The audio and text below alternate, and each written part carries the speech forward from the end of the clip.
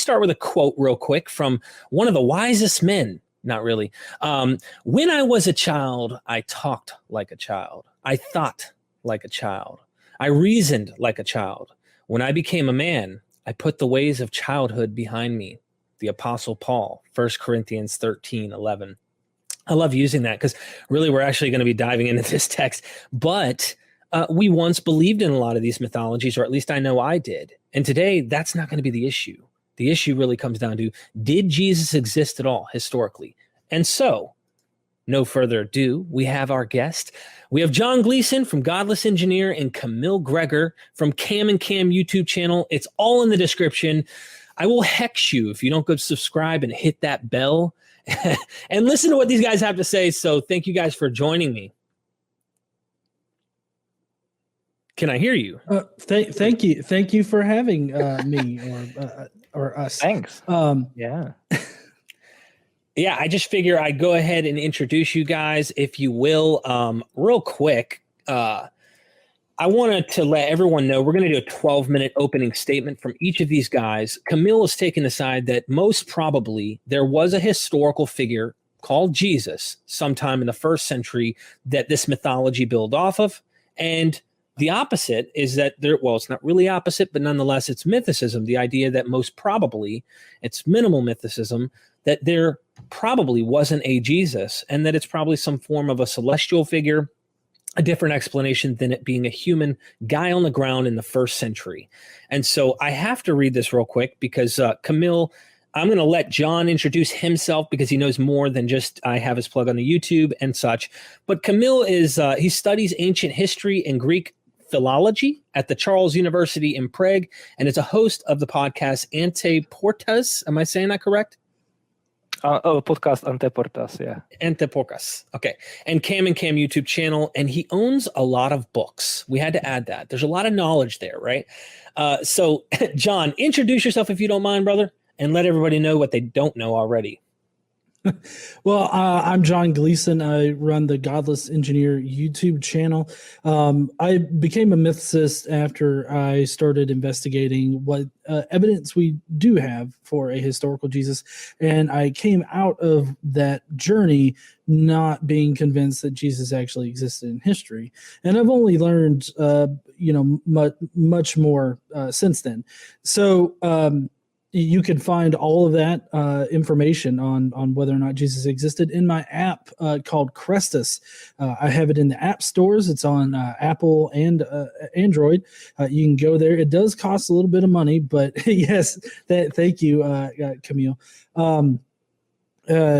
It does cost a little bit of money, but it's also backed by a lot of peer-reviewed research, not only from Richard Carrier, but as well as other scholars. It's very extensive in the information that I have in it. So if you want to learn more about mythicism, I highly suggest you get that app. Come visit me on Godless Engineer here on YouTube.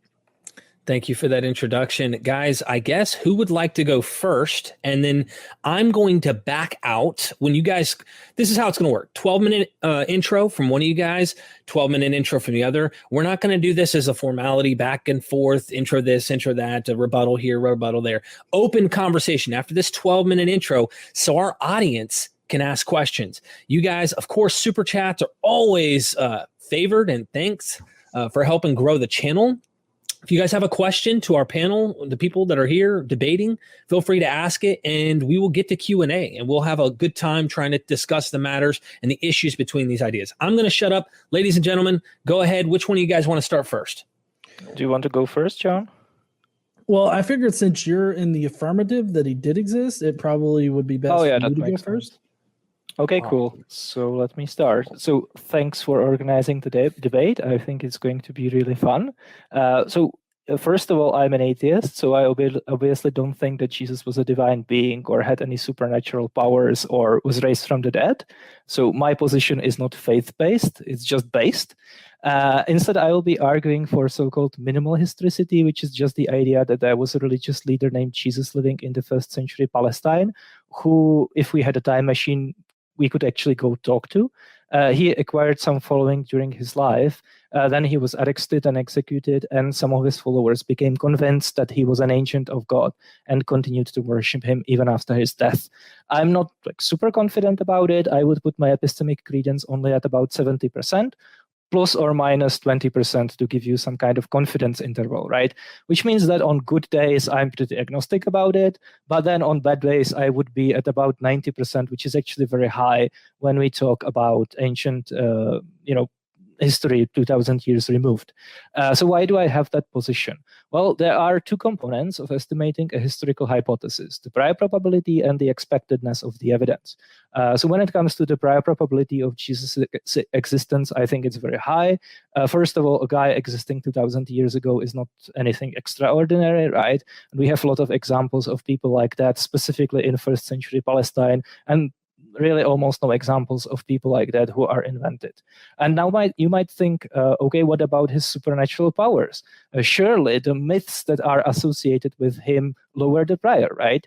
Well, that's definitely true in our current culture. For example, people with supernatural powers are usually fictional, right? So when historians find a Superman comic 2000 years from now, they will really have no reason to believe that there actually was a Clark Kent. But that's because when we write about superheroes today, we usually don't base them on real characters. That's like a literary convention that we have.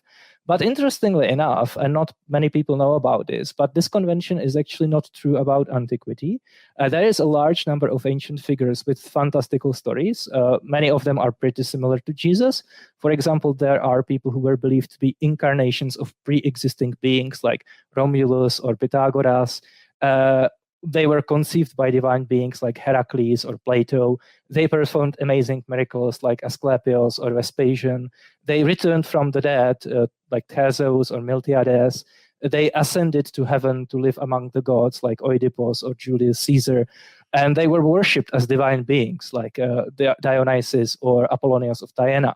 And interestingly enough, almost all of those characters actually existed. The only exceptions are characters who are depicted as living in a very distant sort of pre-archaic age. So why do we observe this pattern, right? Well, that's because in the ancient world, there was this really strong literary convention. When ancient authors wrote about fictional, fantastical characters, they usually didn't depict them as living in their own times and interacting with known historical figures. For example, Pilate, John the Baptist, or the high priest Caiaphas, right? The same way that we do it today with superheroes who crash land in Texas in 1950s, laser beam Joseph Stalin, and stuff like that. Instead, when ancient authors wrote about fantastical people, particularly about superhuman fictional people, they usually set those stories in a very distant pre-archaic age. For example, Seneca the Younger, who wrote in the 1st century, so he was roughly contemporary with the New Testament authors, wrote about gods and superhuman people with superhuman powers. But he didn't set those stories, let's say, in the time of Julius Caesar a generation ago. No, he writes about Jason and Medea, just like everyone else, right? And conversely, Horatius was, again, a roughly contemporary poet who actually did write about how the god Mercury became incarnated on Earth in his own time. But does that mean he invented a new fictional character? Of course not. He just talks about Augustus Caesar. And of course, there are some exceptions to this, but history is about probabilities and not about necessities. And by the way, this is true not only about ancient Greek and Roman literature, it's also true about ancient Jewish literature. So think about sort of the internal chronology of events in the Jewish Bible, right? So obviously, all of the characters who are depicted living in a very distant past are all fictional. Adam, Abraham, Moses, Joshua, David is debatable, right? But as we approach more recent past, we start getting actual historical people like Omri, Nehemiah, Ezra, Cyrus the Great, Alexander the Great, Seleucus the Great, Lucius Cornelius, Scipio is in the Old Testament as well, right? And they all obviously existed. And it's even true about extra biblical Jewish literature. For example, the Essenes at Qumran wrote about how the Old Testament prophecies actually talk about Seleucid king Demetrius, for example, or Philo of Alexandria indirectly connects the Logos with the Judean governor Zerubbabel, who actually really existed, right? And it then doesn't matter what kind of mythical stories are told about them. It doesn't matter, for example, whether they are the Raglan heroes or whether they are the dying and rising gods. Sure, Perseus, Bellerophon, Pelops, and Osiris are all Raglan heroes, and they didn't exist, but their moms didn't exist either, right? And they are not Raglan heroes. So really, when it comes to these figures, what accounts for them being fictional is the period in which they are depicted as living, and not whether they happen to hit any 12 of 22 specific characteristics of some metatype that someone made up, right? So really, not taking the period of time when an ancient figure is depicted as living into consideration when we think about the prior probability of their existence is like thinking about the prior probability of someone having lung cancer, but not considering whether they are a smoker or not, right? So Jesus, pretty straightforwardly, not depicted as living in a very distant pre-archaic period. Instead, he's depicted as living in more recent history, actually pretty close to authors who wrote about him. And he's depicted as interacting with known historical figures, which again is something that the ancient authors almost never invented. So the prior probability of his existence is pretty high. Now, of course, it could be possible that Jesus is an exception, but exceptions by definition are rare, which means infrequent, which means improbable. So we would need really good evidence to overcome that low prior, which brings me to evaluation of the evidence. Now, I completely agree with a lot of mythicists that for the most part, the evidence is pretty ambiguous, and there isn't really any single bullet, silver bullet, right, that could very easily prove historicity, because if there was, mythicism probably wouldn't exist, right? So for each of the pieces of evidence, mythicists have a way of explaining it on minimal mythicism, right? And I'm sure that we are going to talk about some of the pieces of evidence later on. But for now, let me just make one really important meta point. So for each piece of the evidence, there are always at least two possible interpretations. One is a historicist, and the other one is mythicist. So these two options sort of partition the entire probability space.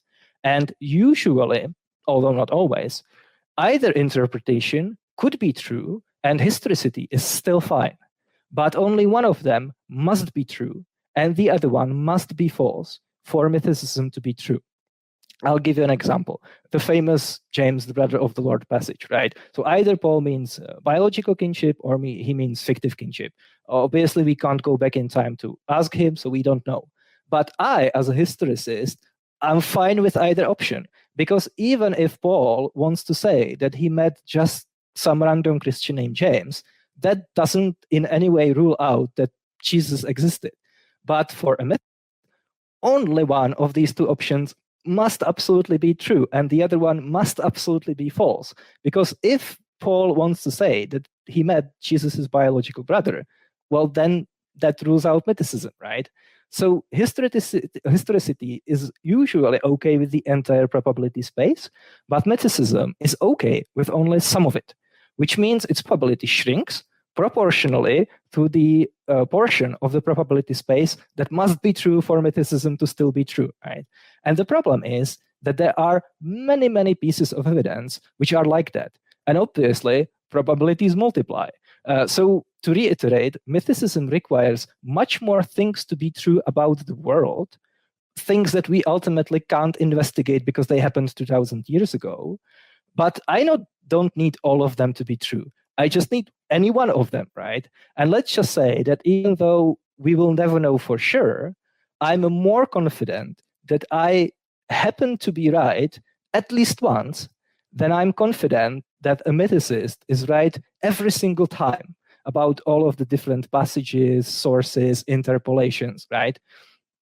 And to kind of close this, I have to say that when I talk to most mythicists, in the end of the day, they will say something like, you know what, I can see that there probably was just some random guy, right? Nothing crazy about that. I'm not like 100% certain about it. I can't really know either way. And if it didn't turn out to be true, I wouldn't lose any sleep about it. And I think that's really what this is about. The real God are the friends that we make along the way. Thanks. Thank you so much for sharing that, Kamil. I really appreciate that opening statement. And now John Gleason is going to, and Godless Engineer is going to go ahead and do his opening statement. So thanks a lot. If you'll mute your mic, I'll have John pop up. All right. Well, thank you so much there, Kamil, for that opening statement. Obviously, my opening statement is not going to really refute or address hardly anything that Kamil brought up because it's an opening statement, obviously. So this is just going to be the position that I'm coming from on the mythicism. John, do me a favor. topic. I'm sorry to interrupt. Your screen and your camera's like wobbling pretty bad. I don't want everybody to start throwing up from seasick. You know what I mean? Sorry, I'll try not to touch the table. I apologize. The table's a little wobbly. All right. Okay. So first I want to say thank you to Derek for thinking of me for this debate. And I thank Kamil for having the debate. I'm always very enthusiastic to talk about and discuss mythicism.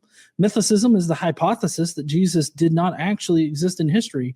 Minimal mythicism stipulates that Jesus was originally a celestial figure that appeared to people after his death and resurrection in the lower heavens or the firmament.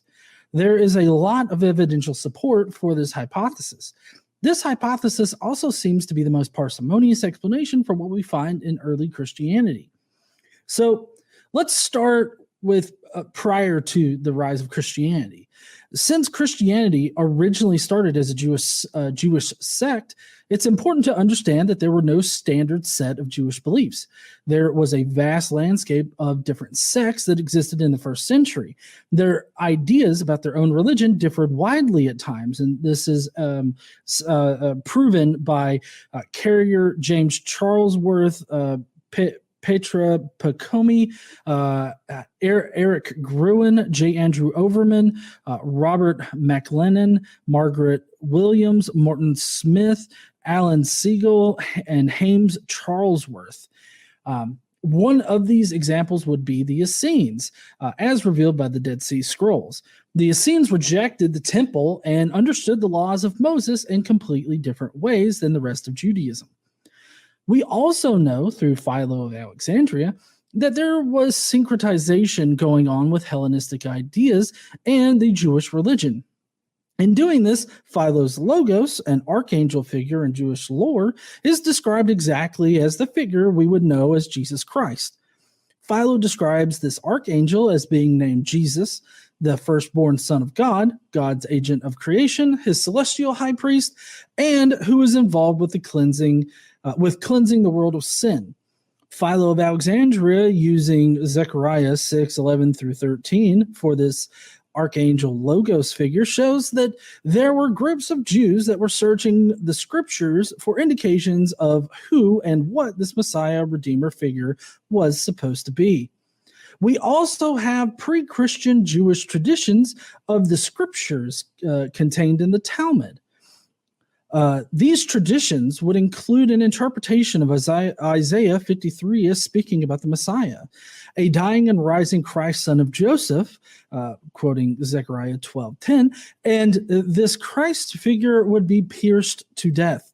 While the Talmud dates between the 4th and 6th century CE, the Jews definitely wouldn't have invented a Christ with a father named Joseph who dies and is resurrected to be man's redeemer of sins after Christianity arose. This would only validate what the Christians were already espousing.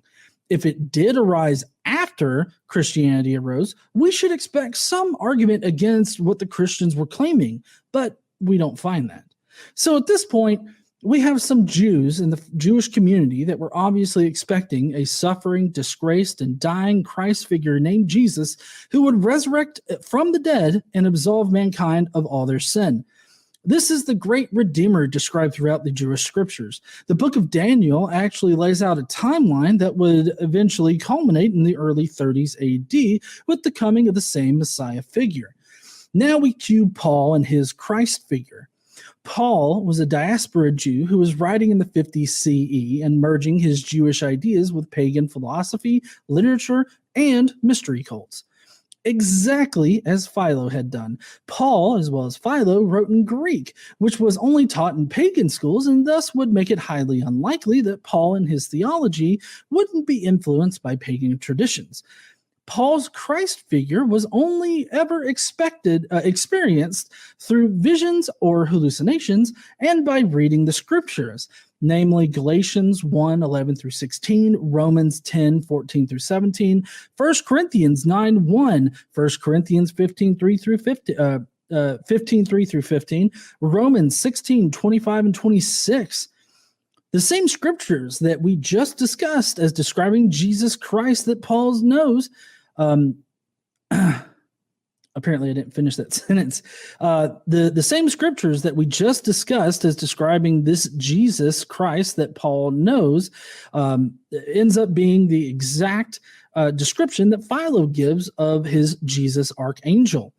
They were both the firstborn son of God, Romans 8:29, the image of God, 2 Corinthians 4:4, God's agent of creation, 1 Corinthians 10:1 through 4, and a pre-existent being, I think that's Philemon 2:6 through 8, 1 Corinthians 10:1 through 4.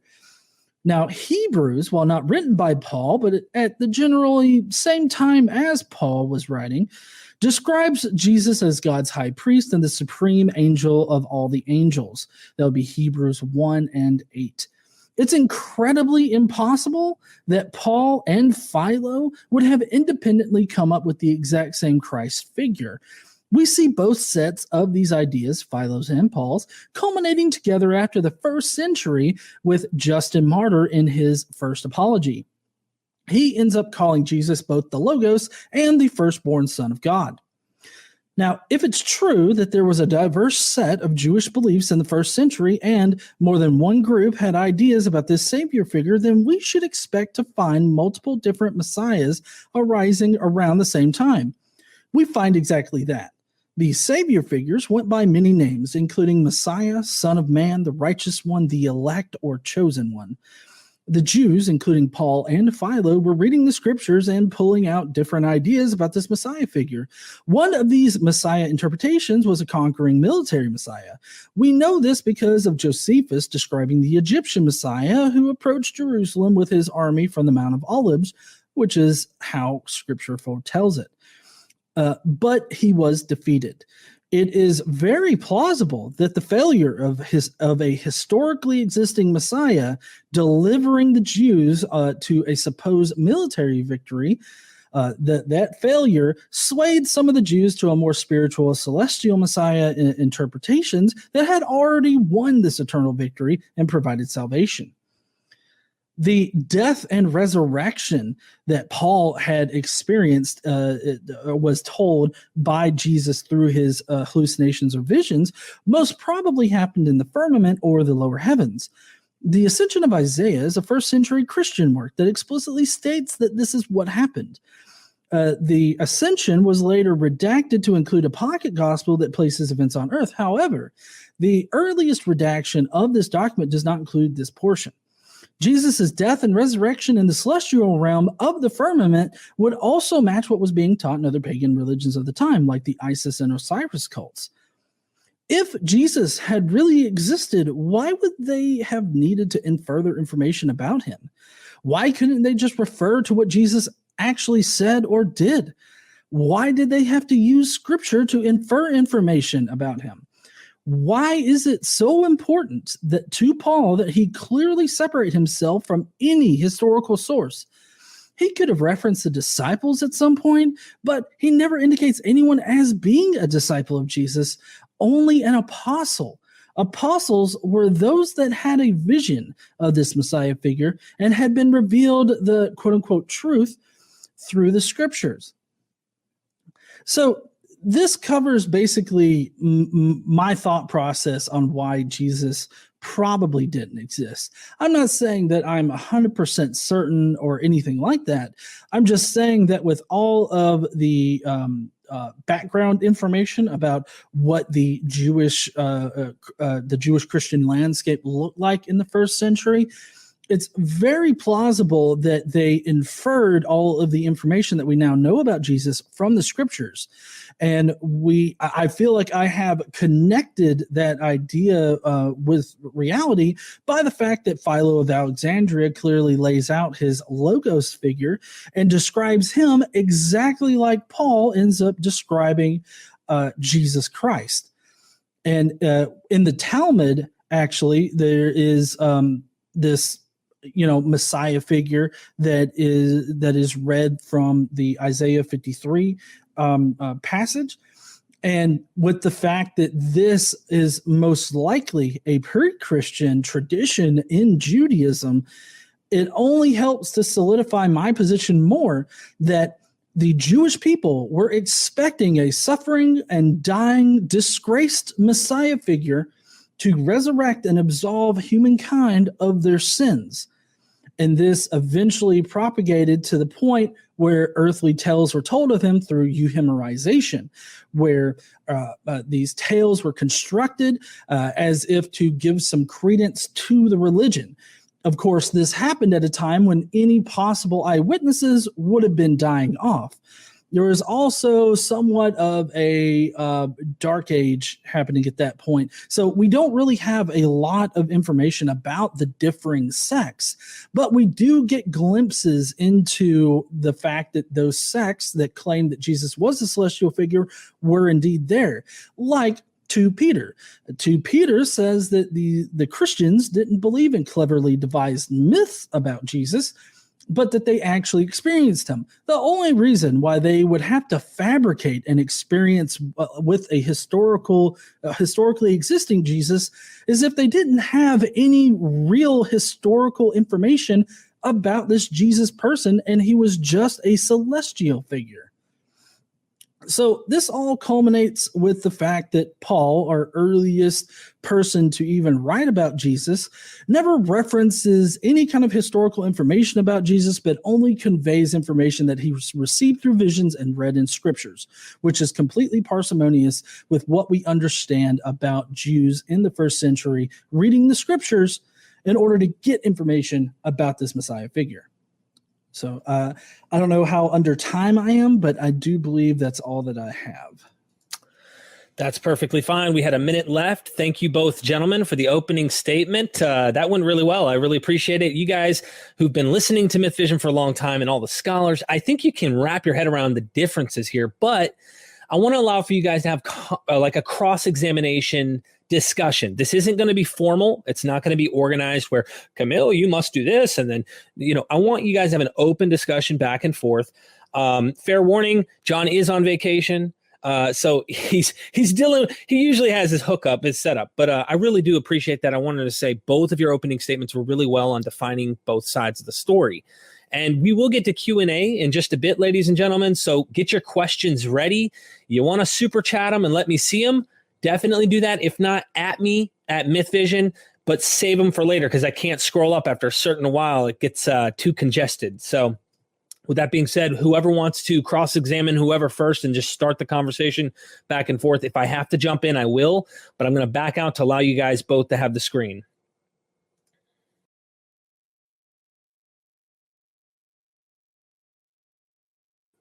You guys are muted, I think.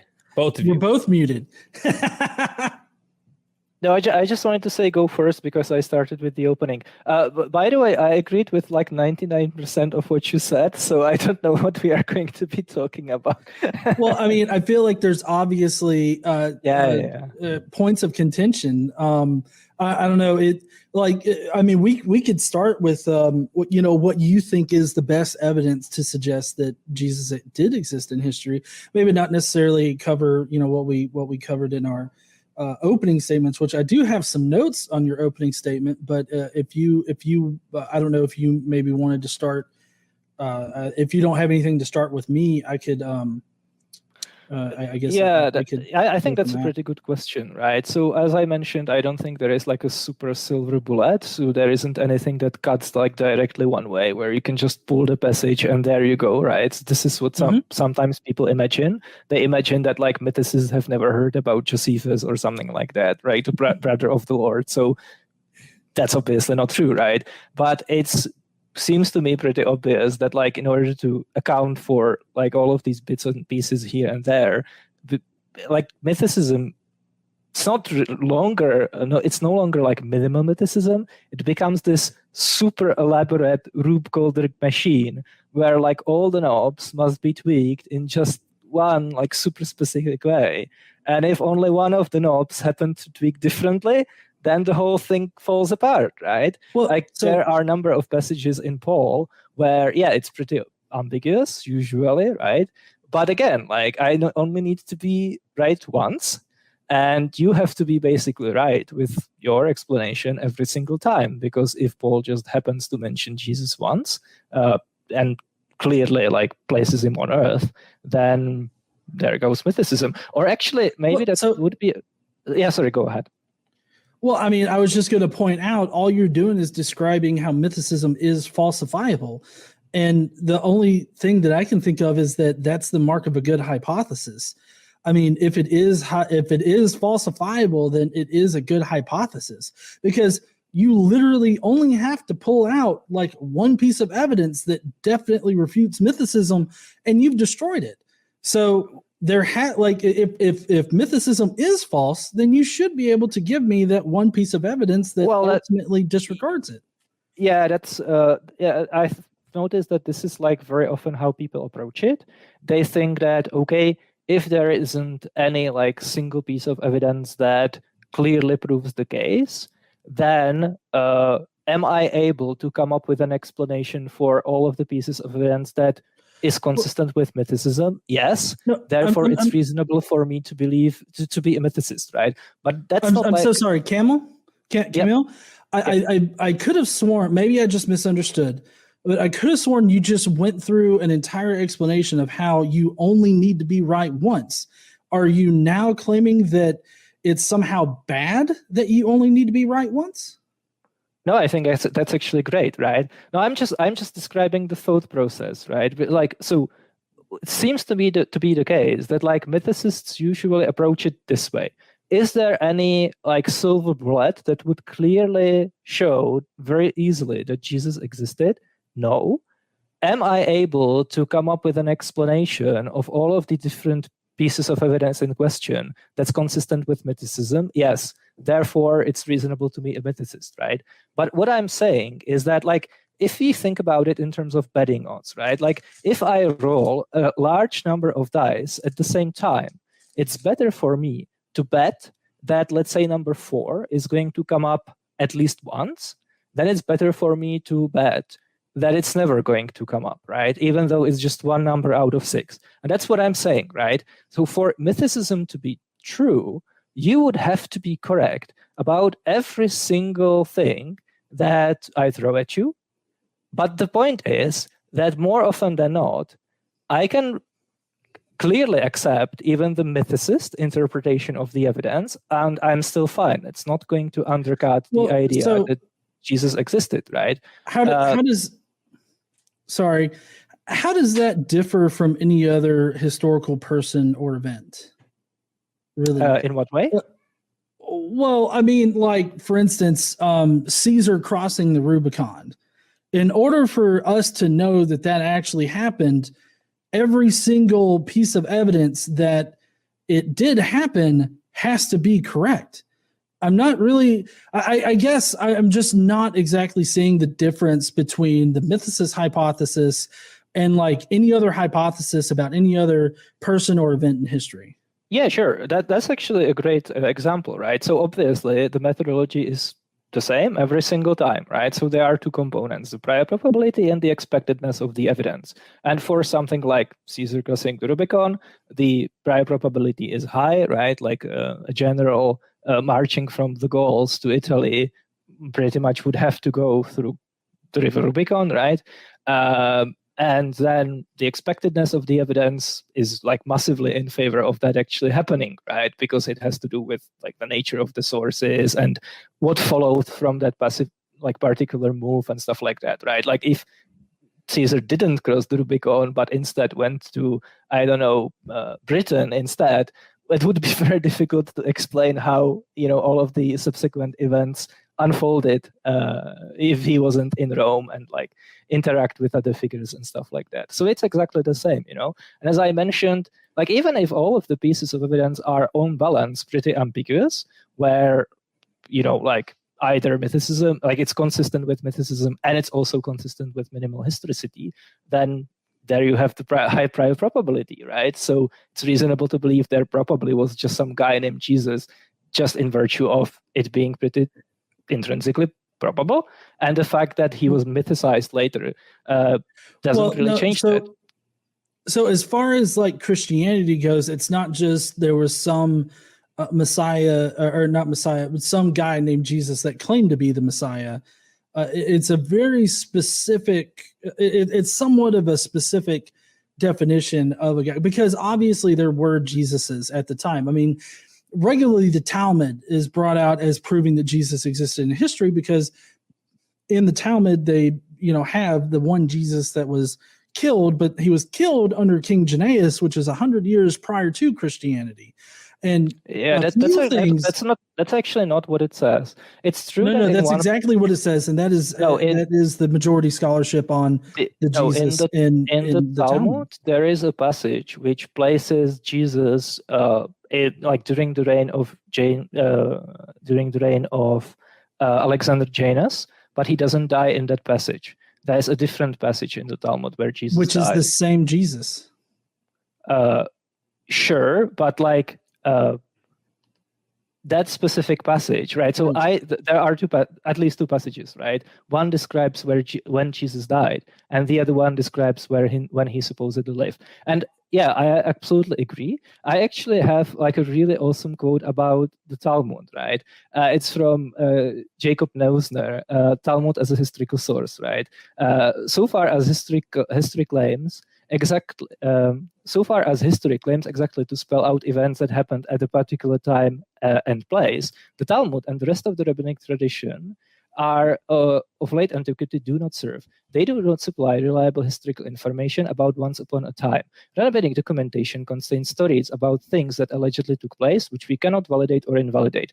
The record statements in the name of biblical and rabbinic authorities, which we have no means of investigating, verifying or falsifying. They describe a social order, evidence of which we cannot locate in the material records. The institutions, the record or impact of which we cannot recover.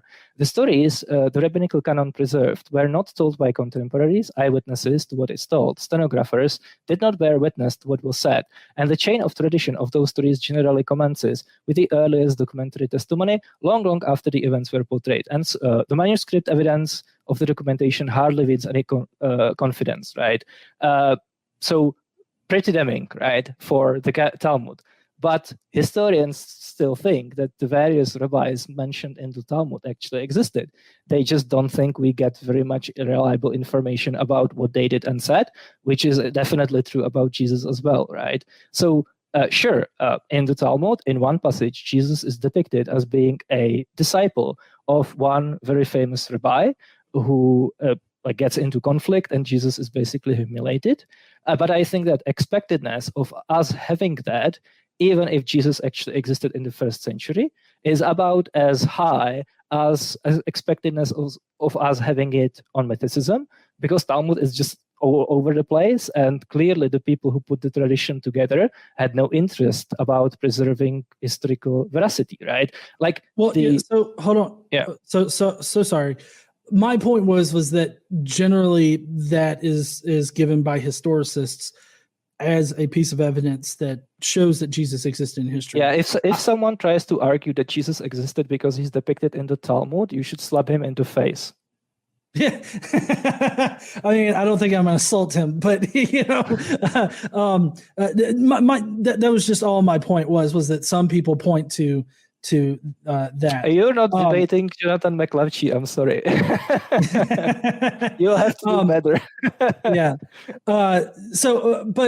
Still, I get that in your perspective, it's much more likely that a Jesus existed than not.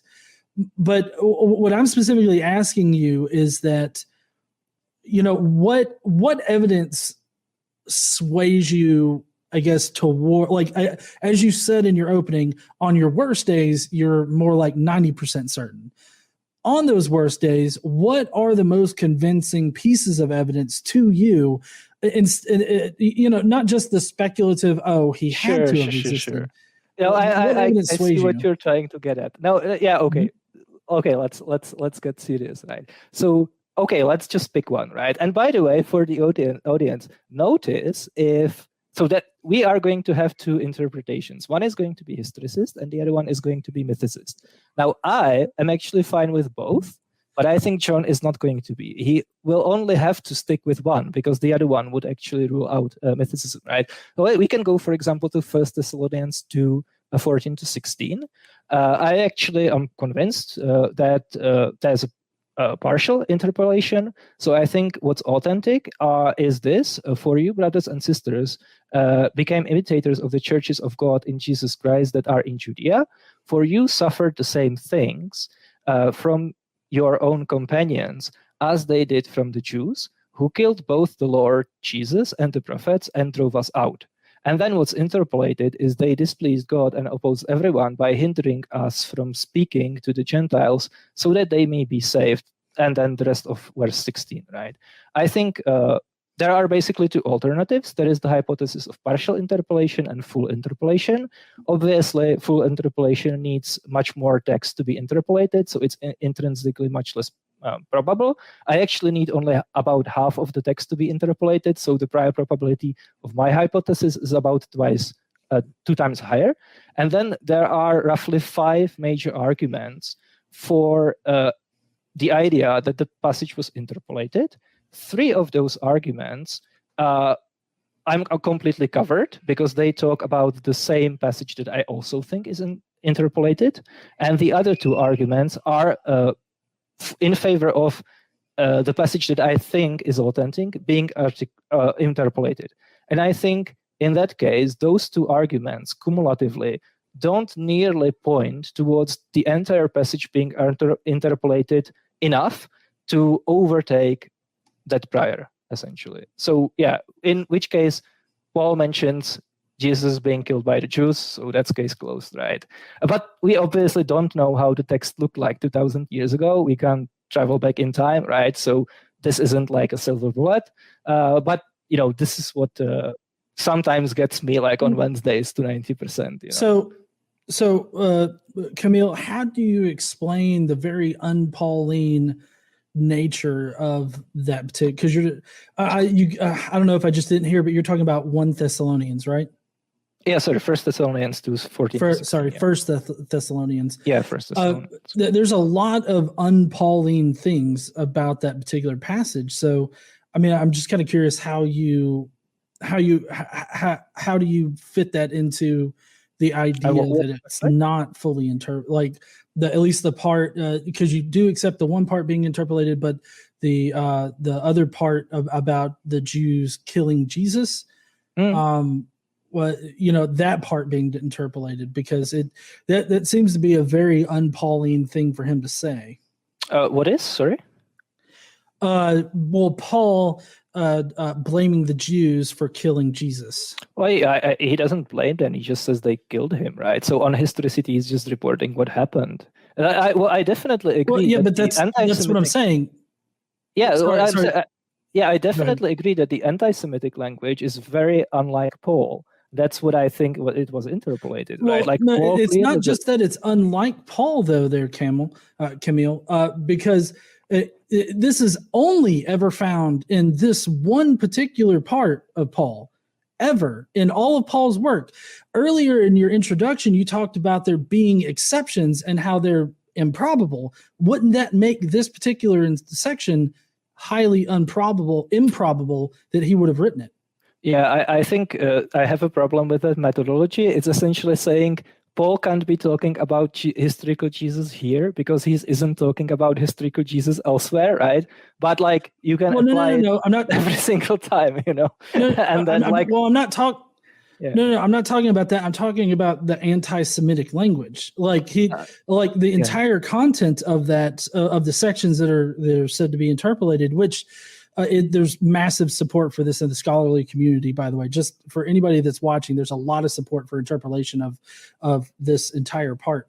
But just the anti-Semitic language that is used there, because I mean, why on earth would he be anti-Semitic at that point? Because at this point, Paul is a Jewish Christian, right? He was a Jew, and then he became Christian, thus making him a Jewish Christian.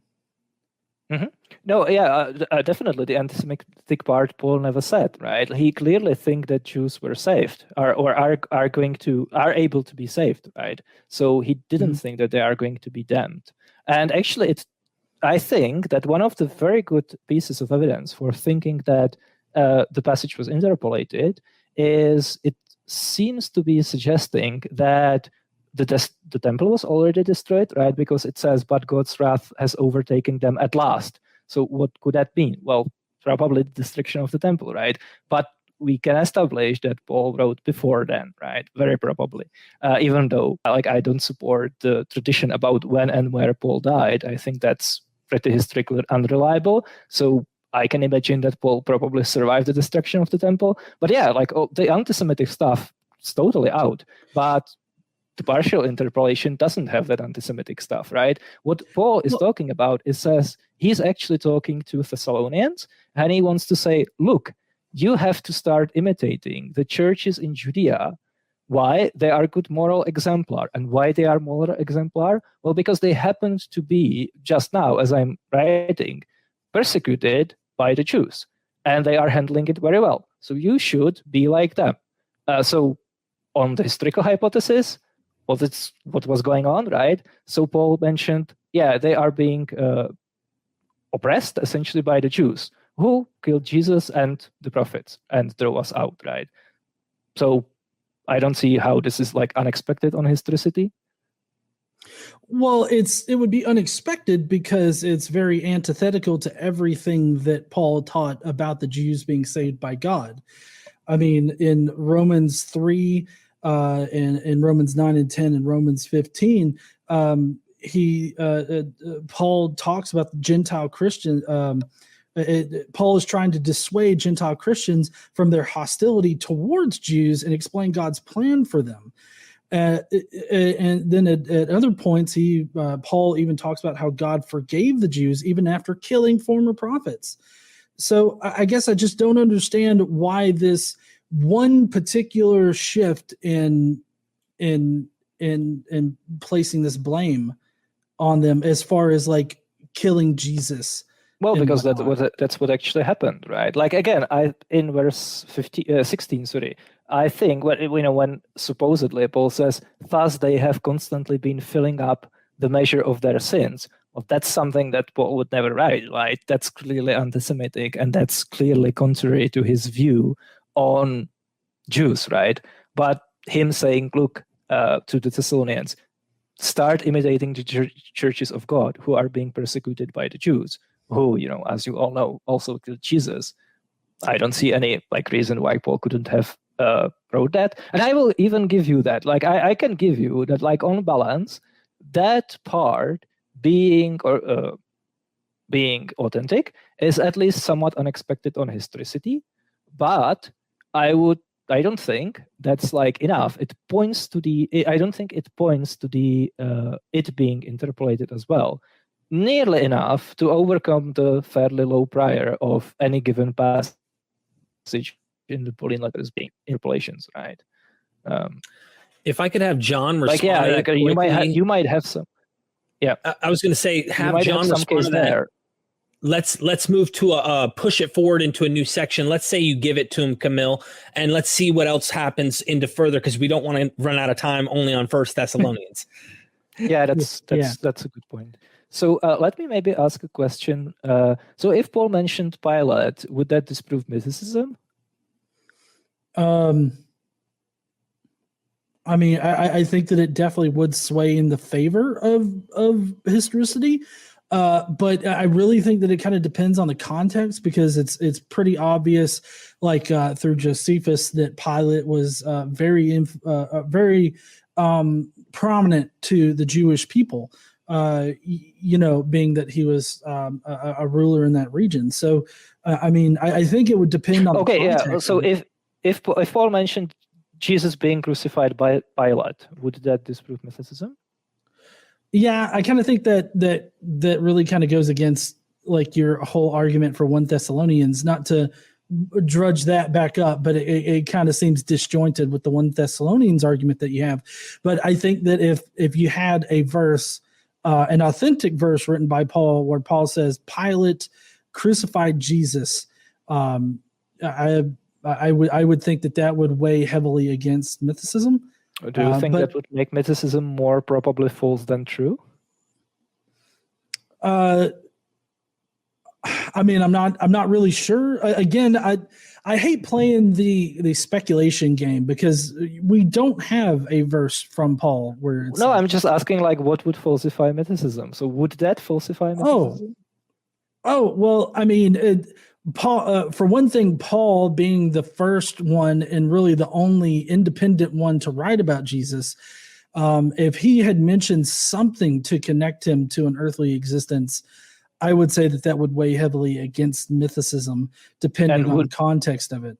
Sure. And do you think, like, if he said, for example, in the first chapter of Romans, as you all know, Jesus Christ, who was crucified in Judea under Pontius Pilate, like, would that, like, if we actually had that in the manuscript, would that mean that, now mythicism is more probably false than true?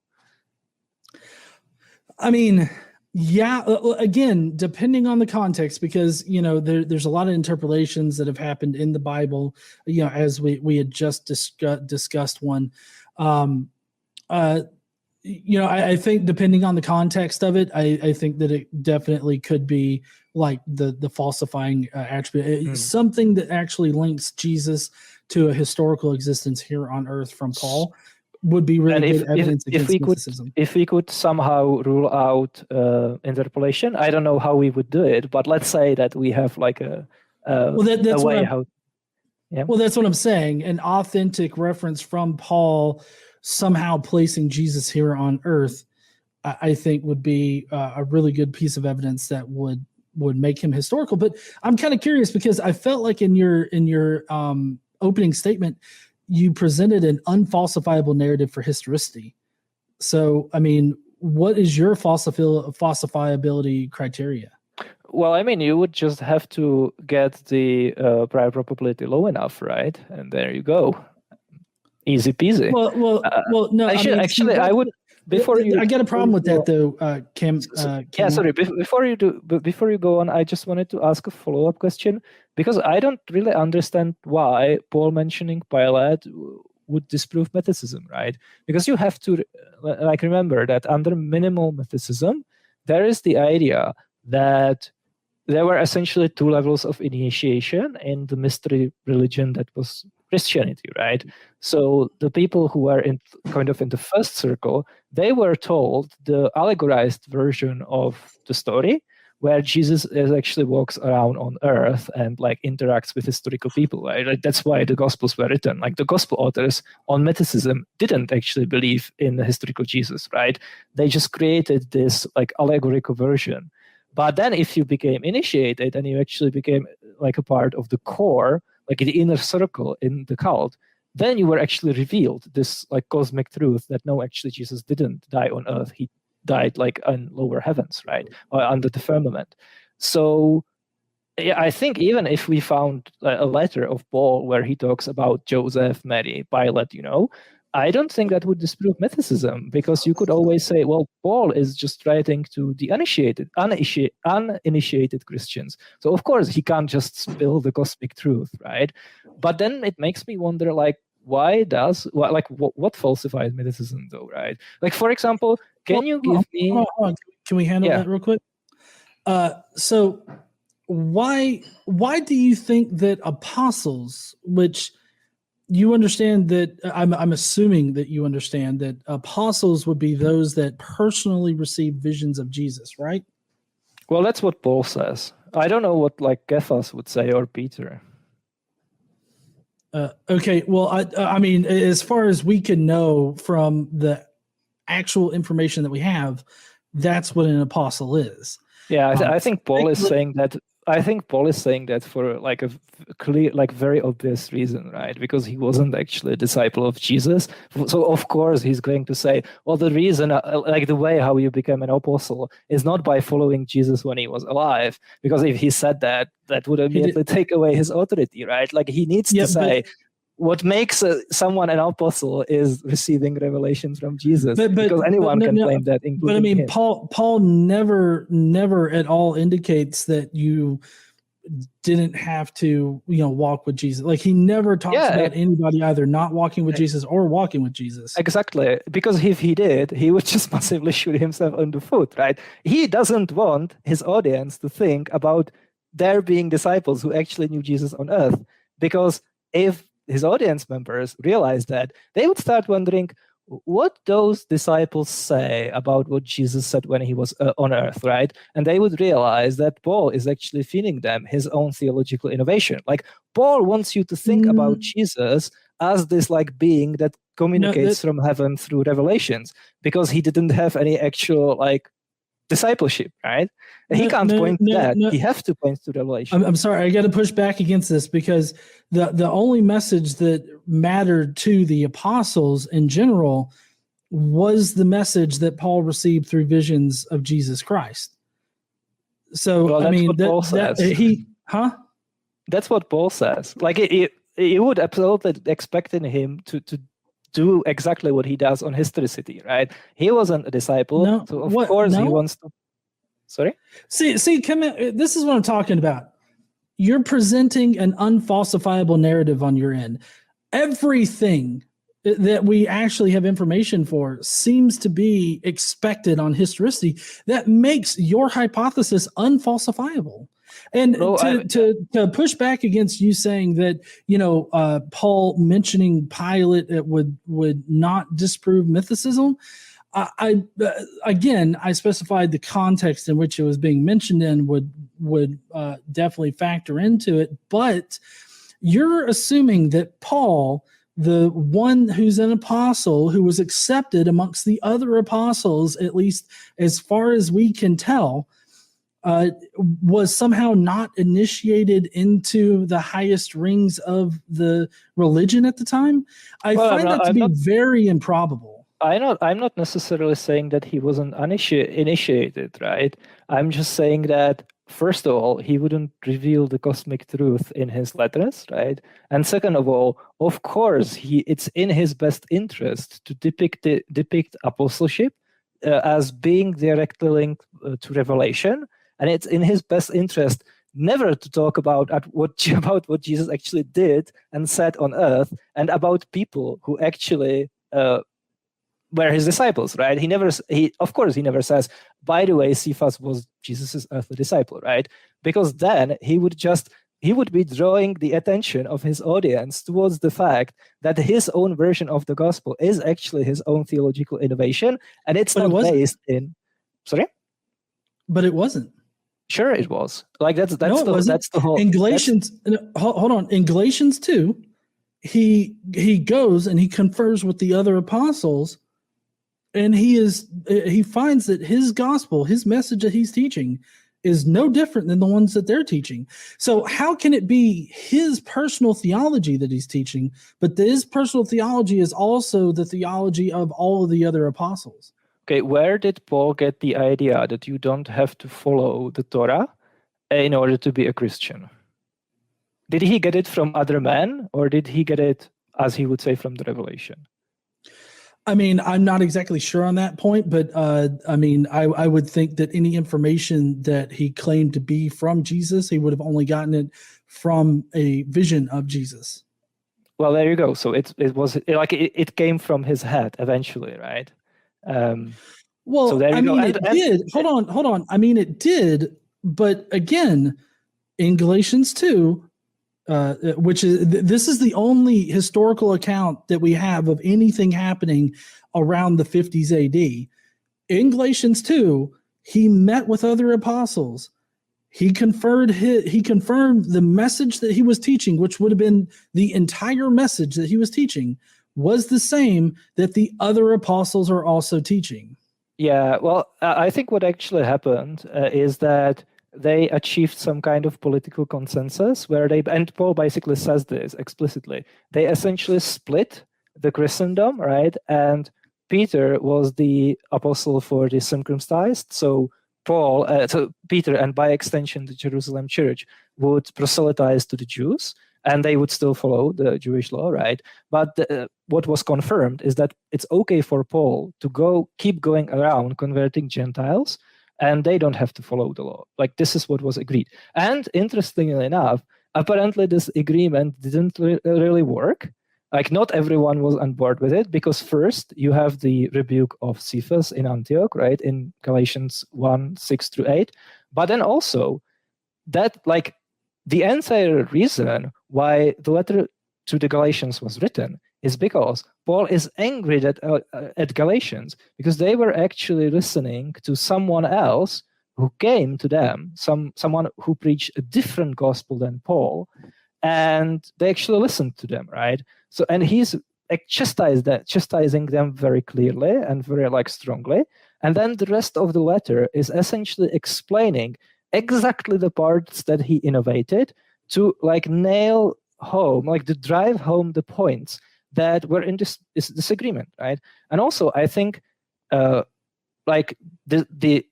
conflict between Pauline and Petrine Christianity continuing to be a serious problem is also the reason why the books of Acts was written, because Acts is essentially revisionist historical fiction, and it specifically diverts from what is reporting in the Pauline epistles in order to make sure that the reader gets the picture that Peter and Paul were on the same page from day one, that there never was any theological disagreement between them, which of course indicates that there was, right? That's why they had to cover it up. So there you go, right? And there is, of course, an interesting hypothesis, but that's not very strongly supported, that actually the Gospel of Mark is a product of the Pauline faction, and it's specifically a hit piece against the Petrine faction. So by that logic, the conflict still continued even in the 70s. That, for example, explains very nicely why the Jerusalem pillars, Peter, James, and John, are depicted as being so dumb in the Gospels. They don't get it because they didn't have the proper theology. Paul had, right? Well, okay, but if we can get back to how, what's your falsifiability criteria for historicity? Yeah, so just get the prior probability of Jesus' existence high enough, and then no. there you go. But you see, that's really putting it in ambiguous terms for people. Also, I mean, I know that you know the math well enough on Bayesian reasoning to know that, obviously people can misuse the method in order to make it say. I mean, it's pretty commonly known that probability, you can get it to say whatever you want it to say, right? As long as you represent the math in a certain way, you can get it to say anything you want to. So my point, what I'm saying is my falsifiability criteria is that, Paul or some just an independent source that is historically sourced mentioning something that would tie Jesus to an earthly existence would disprove mythicism as a hypothesis. Why that's though?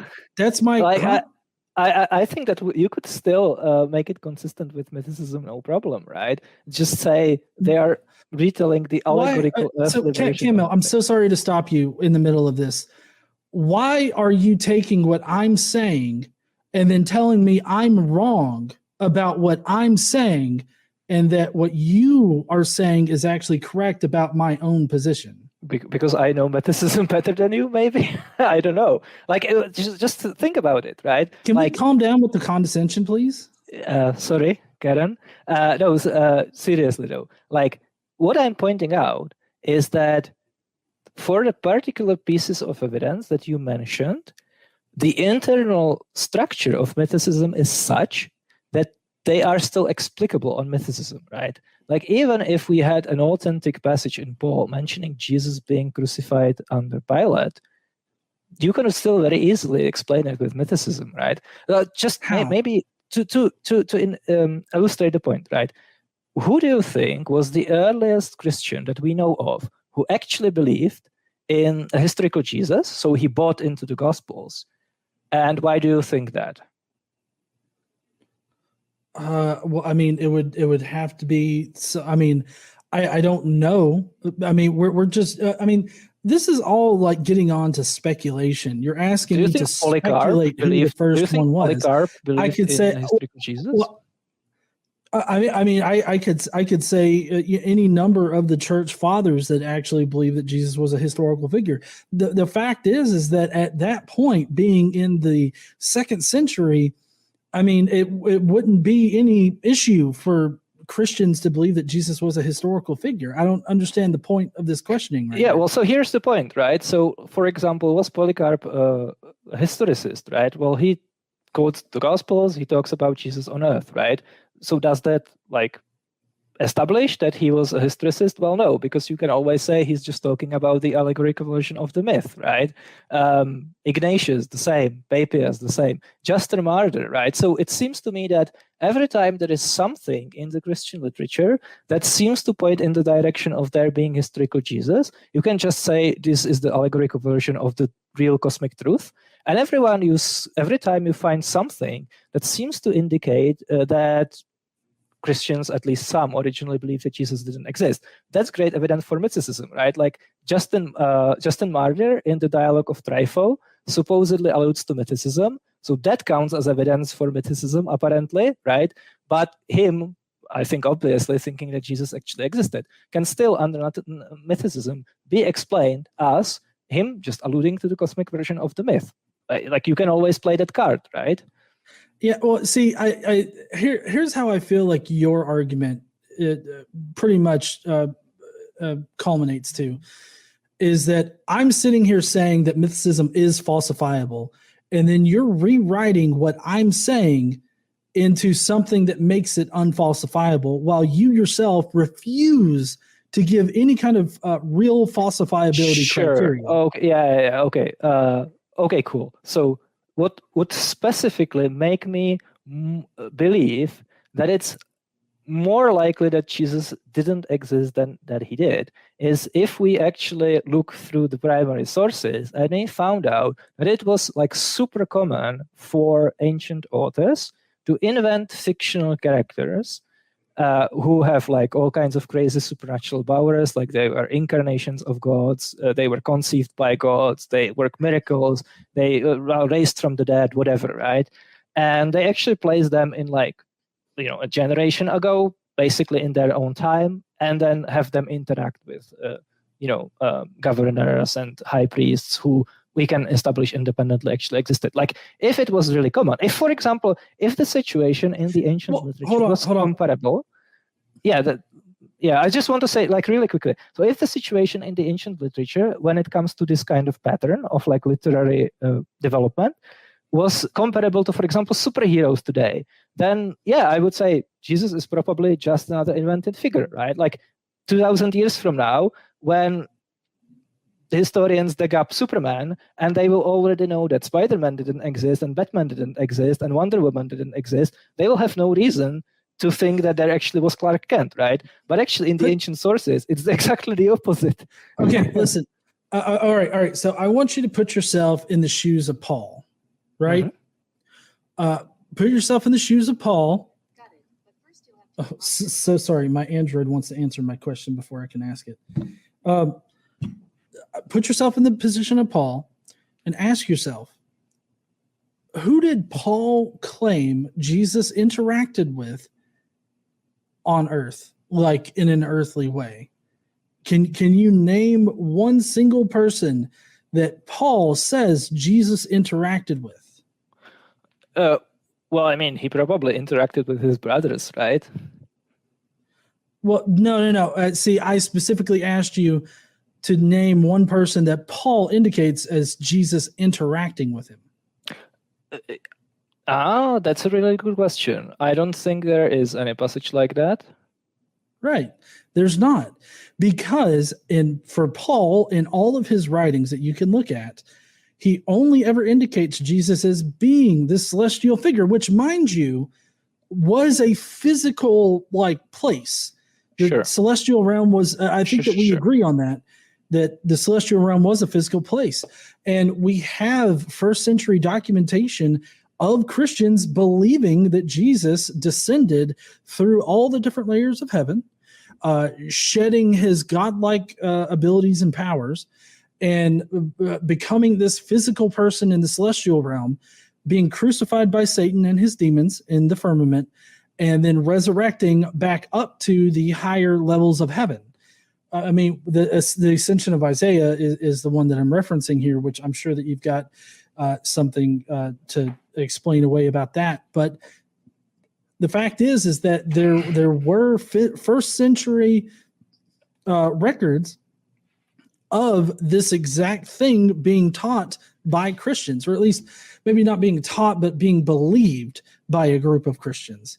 So, I mean, I don't know. I'm incredibly frustrated at the fact that I'm sitting here telling you how you can falsify mythicism, but then you just tell me that I'm wrong about mythicism in general. And well, I tell it how I see it, right? I don't know. Shall we move on? Yeah, I guess we'll have to. Can you maybe name an ancient fictional character invented to be a culmination of Old Testament prophecies other than Jesus? So you're wanting me to describe another person that is Jesus? No, I'm specifically asking, is there any other example of someone who was invented as a culmination of Old Testament prophecies who didn't actually exist, and who is depicted as interacting like a generation before the authors lived? I mean, I can't give you a very this is a very specific request right here that I don't think that we really need to have in order. Let's make it more general. Is there any dying and rising God who is depicted as living like a generation before, when the sources mention him? That's still kind of specific there. I mean, you understand that the minimum mythicist hypothesis says that the Christian religion was syncretized with surrounding pagan religions, which would have been, like the Isis and Osiris cult, being that eventually, as far as the state of the cult in the first century, it came to be known that to the public and to the lower ranks of the cult, historical stories were told about Isis and Osiris, but at the higher ranks of the cult, it was just known that all of these things were of celestial figures. And this is the exact progression that we see in Christianity, because like with Paul, being that he's an apostle, he's in the highest ranks of the religion at the time, he only espouses a celestial figure of Christ. And so regardless of what they taught to the newer Christians that were coming into the faith, it was still celestial version of Christ at the heart of the cult, which is the same thing as the Isis and Osiris cult, which the Isis and Osiris cult is a dying and rising God cult. Okay, and is there any... when was Osiris depicted as living on Earth? I mean, I didn't prepare for like, you know, I think it's more than 10,000. ISIS and Osiris. I think it's more than. And I really think that it's BCE. immaterial to the point being made here. Yeah, that's like saying it's immaterial whether you smoke or not when we are talking about lung cancer. I don't really think so there, Kamil. Well, like the numbers, Yeah, like the frequencies of people speaks for themselves, right? Can you give me an example of a rank Raglan hero who have stories about him set in like a generation ago, you know, like let's say within 100 years? Sorry? How does that matter? Well, that's what I'm saying, right? No, it doesn't matter. Like how long ago they were set or anything like that. It literally doesn't matter. Sure, it does. Like if it didn't matter, then what we should observe would be like a roughly equal distribution of both fictional and historical characters, regardless of when they are depicted as living, right? But apparently, when ancient characters who have supernatural powers, who ascend to heaven, who are worshipped as God, when they are depicted as living, is extremely important because all of the fictional people are depicted as living in a distant, pre-archaic, mythical age, right? And that's not just dying and rising god and Ranglan heroes. It's exactly everyone. Heracles is a dying and rising god. He's a Ranglan hero, I think. He lived in a very distant, pre-archaic past, right? But so did his brother, Iphicles, who wasn't a Ranglan hero. So this is actually massively important for establishing the prior probability, right? And I explained why. There was a very strong literary convention which basically said that ancient authors were just not in a habit of inventing the kind of people that Jesus supposedly is on mythicism, right? That's why there are no other figures like him. That's why, you know, all of the examples like Heracles, Romulus, Asclepius, Osiris, all of them are depicted as living like thousands of years ago in like a distant past, right? And there isn't the gospel of Heracles who would depict him as, yeah, he was born in Italy in like 60 BCE, you know? Doesn't exist. This is what I'm talking about when I talk about hold on. So I mean, I feel like you're kind of mixing up a lot of things here because I feel like you're kind of dipping your toes into like the Gospels and what information they relay, which is as far as we can tell, nearly all fictional.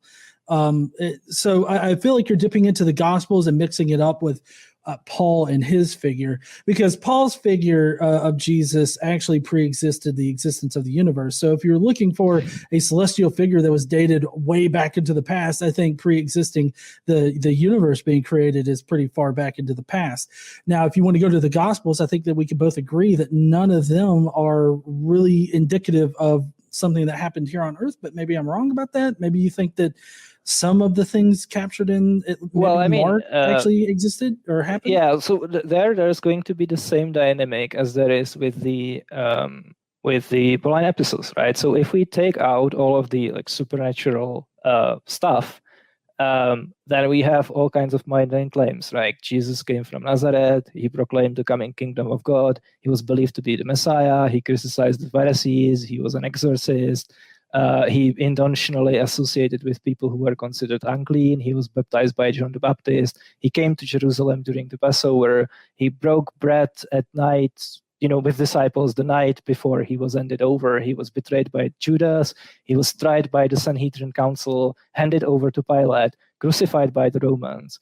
And then, of course, everything that Jesus said, like all of the sayings, right? And what I'm saying is that for historicity to be true, only one of those things actually needs to trace to a historical Jesus. But for mythicism to be true, all of that must be fictional, 100%, right? And I'm saying, I think it's more likely that I just happened to be right about any single one of these things. And it doesn't matter which one it is. Yeah, but you're just speculating you are right all the time about one thing. Like you're not actually showing that you're right about any of that. I could speculate a number of things, like Bigfoot was trouncing around in some kind of wooded area over here in the Smoky Mountains. There's a Bigfoot, and he's walking around, and he's paying a bunch of people to write sexualized novels about him. I mean, Yeah. Well, I mean, you would estimate the prior probability of that hypothesis in exactly the same way. You take the prior probability and you take expectedness of the evidence, right? And there you go. So that's it, right? And I mean, like, to be sure, when it comes to like different things in the Gospels that could like plausibly be true about Jesus, there are obviously different like levels of probabilities, right? So, for example, I don't think that Jesus was actually born in Bethlehem, right? That's like an easy one, right? But like for some other claims, like he was crucified. Actually, like there are even some examples specific where the mythicist interpretation is actually like super cringe, Like, for example, in Mark 15, verse 21, Simon the Cyrene helps Jesus to carry the cross. And he's specifically identified as Simon of Cyrene, the father of Alexander and Rufus, right? Which is a very unusual way how to title someone, because normally the Greeks were identified by patronymikon, which was the name of their father, like Socrates to Sophroniscus or Alexandros to Philippou, right? But you wouldn't identify someone by the names of their sons. Like for me, and again, there are going to be two interpretations. One of them is a historicist, and the other one is mythicist, right? The historicist is going to be, well, there was just like some guy, right? And the authors of the audience of the Gospel of Mark knew who that was. So, or they knew his sons. So the author just wrote, yeah, it's the dad of the two guys that you know, right? But on mythicism, the explanation is that the Simon of Cyrene actually refers to the Cyrenaic philosophical school. Alexander is a reference to Alexander the Great, and Rufus is the reference to Musonius Rufus, who was a Roman Stoic philosopher, right? All of that is, of course, completely ad hoc. Camille, but come on. Camille, you're totally misrepresenting that. That's not actually minimal mythicism, Camille. You're totally misrepresenting. I know specifically you're misrepresenting that. That you need to bring in additional ad hoc explanations to explain away that. No. You're totally misrepresenting it there, Camille. I mean, you're doing the exact same thing that other historicists have done. You've misrepresented it, because in Richard Carrier's work on the historicity of Jesus, he said that is the least likely explanation. So I when you say that you know mythicism more than me, or you know the minimal mythicist like position better than me, this just shows that that's not true. You don't. What are some of the more probable ones? I mean, I can't think of them right off the top of my head there, Camille. All I do remember. Neither can I. I can. Hold on. I'm not done talking. Yeah, sorry. I remember this one specifically because it's been brought up that this is the most probable, or this is what mythicism says, but this is not what mythicism says. In fact, it is the least likely possible option for it.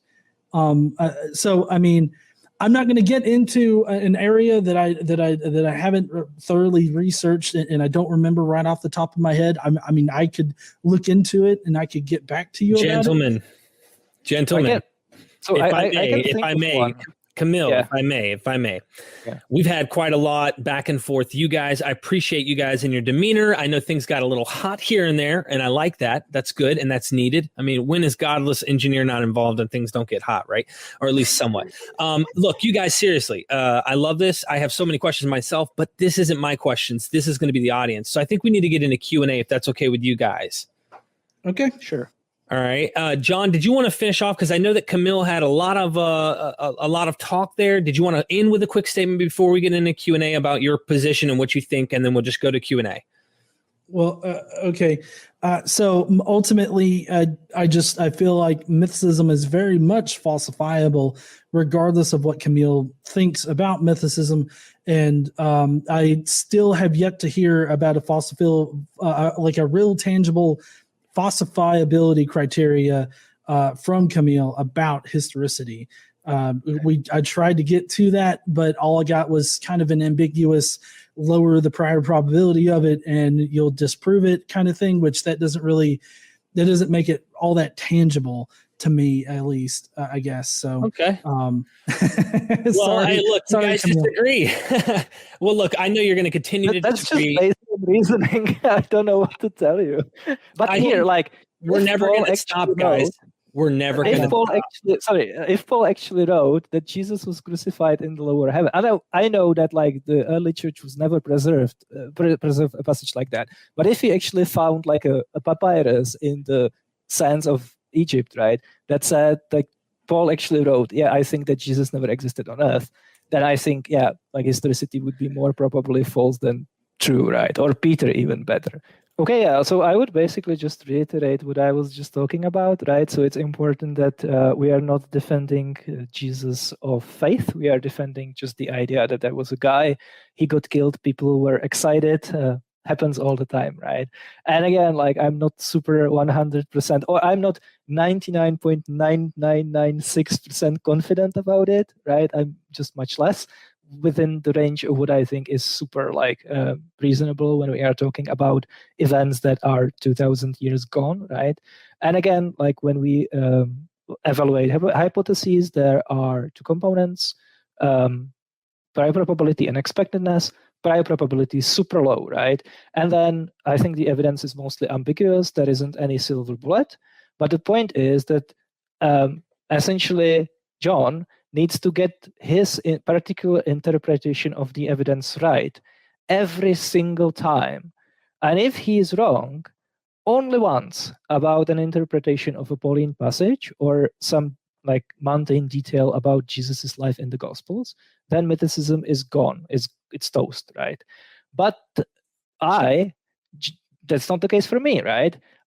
All I need for Jesus to exist is just to happen to be right once. And I don't even have to know which piece of evidence I'm right about, right?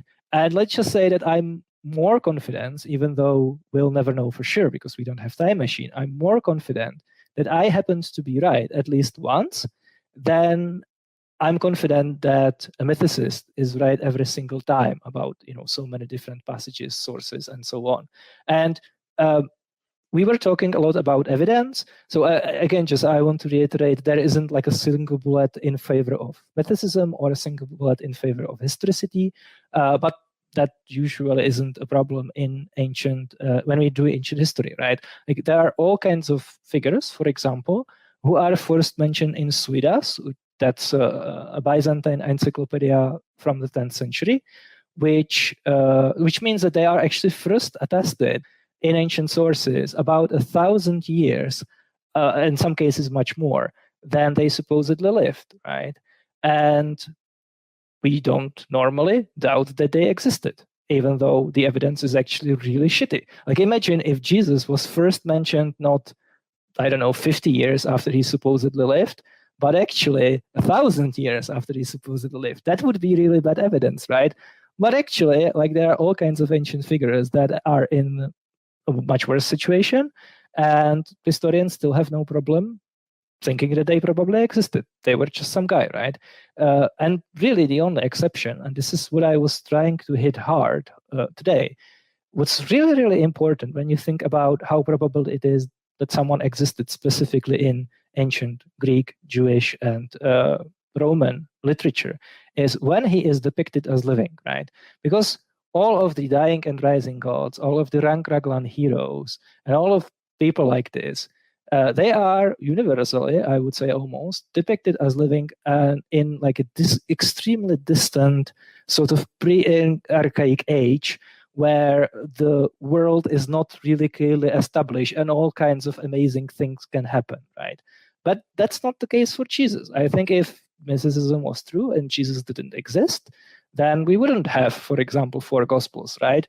We wouldn't even have the letters of Paul, where we have so many candidates where it seems like Paul could be just talking about a guy who was believed to come out of a seed of David, had a mom, had a biological brother, broke bread with his disciples the night before he was handed over, or when he was handed over, right?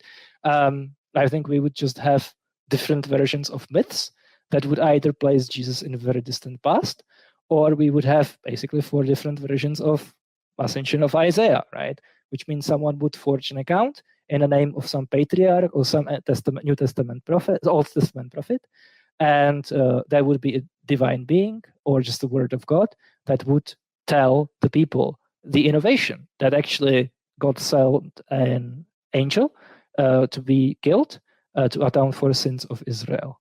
And I think that's about 5 minutes, right? Yep, 30 seconds out. Yeah, thanks for your attention. It was really fun. Awesome. Yeah. Let's get John on here, and then we'll do closing here. Hold on.